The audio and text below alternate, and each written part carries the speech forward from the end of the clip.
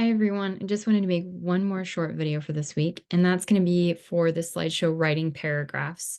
This is another thing I get a lot of questions about, and I wanted to go into a little more detail other than just giving you like the very basics of topic sentences and transitions. And so basically, paragraphs do have sort of a formula as well.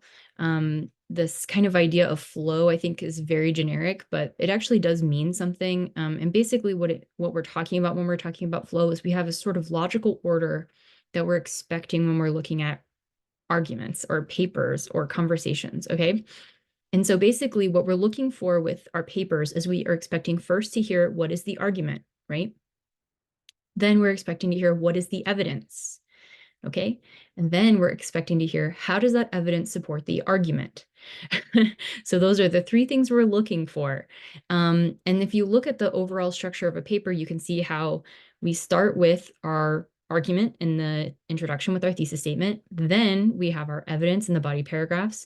And then in the conclusion, that's where we explain the significance of our argument or why the evidence helps prove the argument. Okay. Now, if you look at a paragraph structure, it's also going to be shaped this way. We're going to have our main claim, which is our topic sentence. What is the paragraph about? What is the argument we're making?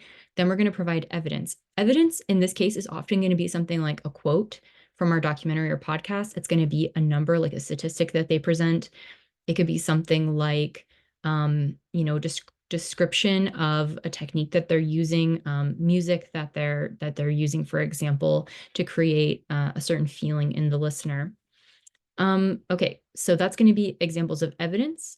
And then analysis is going to be helping connect that evidence to the argument. So for example, if we say something like this podcast uses music in several different ways for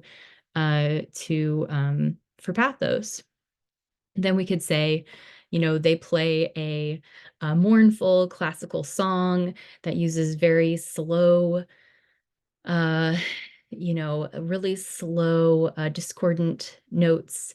And it creates like a sad tension, a sense of sad tension in the listener. And so, sorry, my cat's joining me here.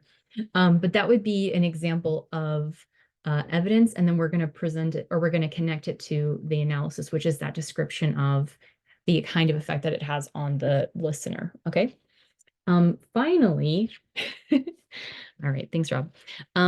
So basically what I'm trying to say here is that you have evidence, which is going to be the quote, the number, the description. The analysis this is going to be the why is that proof, okay? And so in other words, how does that prove that the argument is true? You need to explain that. A lot of times we take that for granted and we just present evidence. If you do that, what can happen is the reader will actually take it to mean something else, and it could even be something opposite of what you're trying to say. For example, if you're describing the slow, discordant music that the podcast is using, certain readers might take that to be building a kind of a fear instead of what you're describing as kind of like a sadness, right? Or whatever emotion you're trying to capture. Okay. And then finally, you want to make sure that you have a transition. I mentioned this in the last video, but basically what we're doing here is connecting two paragraphs. I have a few examples and from a kind of an old movie at this point, Chip 'n Dale Rescue Rangers. And I have an example paragraph. I've color coded it so you can see the thesis or the topic sentence, the argument, the main claim.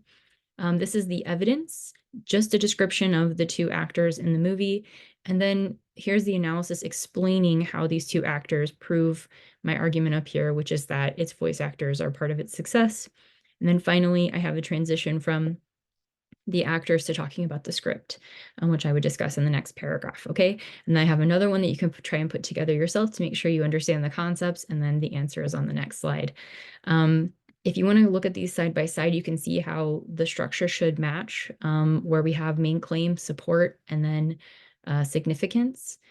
That's going to be our structure for our paper. That's going to be our structure for our paragraph. Hopefully this helps you so that you feel like you have a really good flow in your paper, okay?